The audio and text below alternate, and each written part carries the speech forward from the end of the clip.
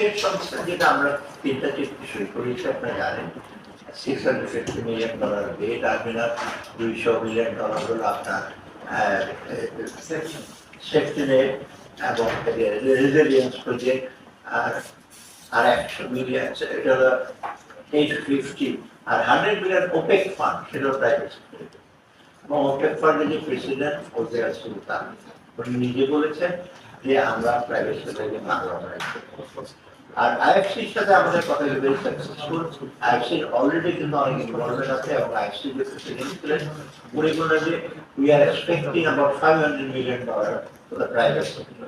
IFC is the private, সেই দিক থেকে কিন্তু আমাদের আবার ভালো একটা দিয়ে কারণ প্রাইভেট সেক্টর তো সার্বিকভাবে আমরা মনে করার আইএমএফটা শেষ করি যে আইএমএফ যে একটা কতগুলো ইস্যু আছে খুব বেগর না, শর্ত যেগুলো আমরা সবগুলো আমরা পরিপালন করতে চাই না আমাদের দিক থেকে, এবং আমরা ফাইট করি যে আমরা করেছি ওরা সেই হয় এক্সাম্পল দিয়েছি আমরা যদি ওই বাংলাদেশে মোটামুটি ম্যাক্রো ইকোনমিক স্টেবিলিটি অনেক বেটার।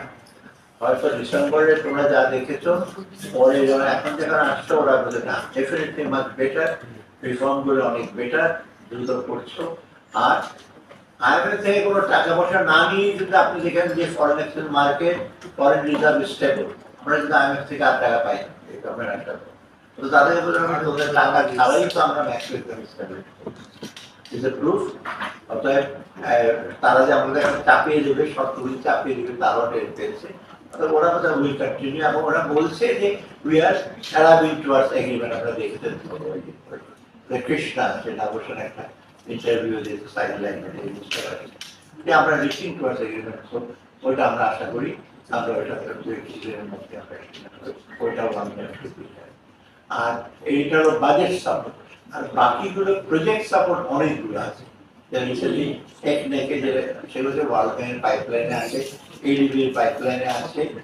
তারপরে আমরা অলরেডি সে থেকে এআইবিতে $1 billion পেয়েছি, এনডিবি নিউ ডেভেলপমেন্ট ব্যাংক সেটা থেকে আমরা সেটা ইসলামিক ডেভেলপমেন্ট ব্যাংক।